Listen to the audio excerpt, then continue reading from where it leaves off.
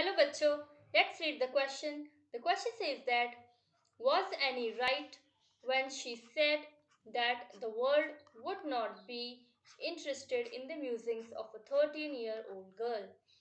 क्या एनी सही थी जब वो ये कह रही थी कि दुनिया एक 13 साल की लड़की की म्यूजिंग्स यानी थॉट्स विचार उनमें इंटरेस्टेड नहीं होगी. Let's understand the key concept. Annie's assumption यानी एनी ने क्या सोचा था. Annie Frank wrote her diary while hiding with her family and four friends in Amsterdam during the German occupation of the Netherlands in World War II.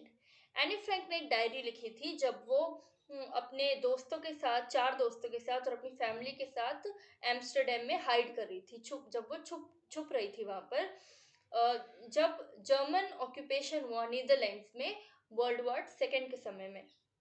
यानी world war second के time पर क्या हुआ था कि जो जर्मन है उन लोगों ने ऑक्यूपाई कर लिया था नीदरलैंड्स को, यानी कि उस पर अपना कब्जा कर लिया था. तो इसलिए जो एनी, उसके दोस्त, उसकी फैमिली थे, वो छुपे हुए थे और तब उसने ये डायरी लिखी थी.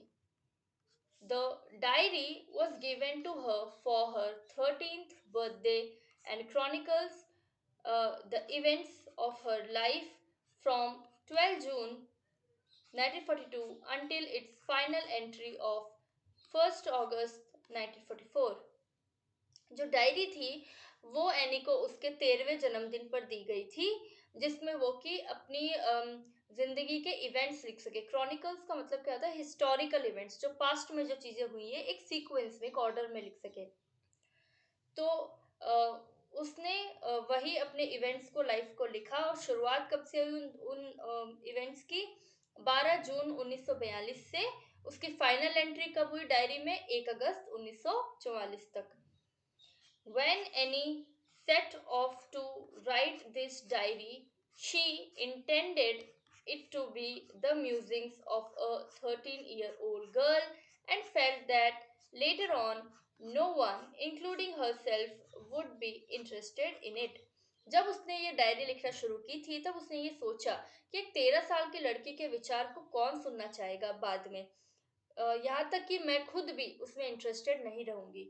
However, this document is such a unique record that it was eventually translated from its original Dutch into many languages and became one of the world's most widely read books. लेकिन ये जो record, यानी कि ये diary में जो भी लिखा हुआ था, वो इतना यूनिक था कि उसको बाद में, ओरिजिनली वो डच लैंग्वेज में लिखा गया था, फिर उसको बहुत सारी लैंग्वेजेस में ट्रांसलेट किया और दुनिया भर में बहुत सारे लोगों ने वो उसकी जो डायरी थी वो पढ़ी. यानी कि उसकी डायरी को एक बुक की तरह पब्लिश कर दिया गया और फिर दुनिया भर में लोगों ने उसे पढ़ा. Annie's diary is not an ordinary piece of writing, but a creative work that has generated interest in people from all age groups and all nationalities. Any की डायरी एक कोई साधारण सा पीस ऑफ राइटिंग नहीं है, जबकि बहुत ही creative काम एनी ने किया था, जिसने कि इंटरेस्ट जगाया है तरह तरह के एज ग्रुप के लोगों में और बहुत सारे देश के लोगों में भी. यानी बहुत देश के लोगों ने उसे पढ़ा है और काफी इंटरेस्ट के साथ पढ़ा है, और हर उम्र के इंसान ने भी एनी की डायरी जो है वो पढ़ी है. Hope you understood the question well. Best of luck. Thank you so much.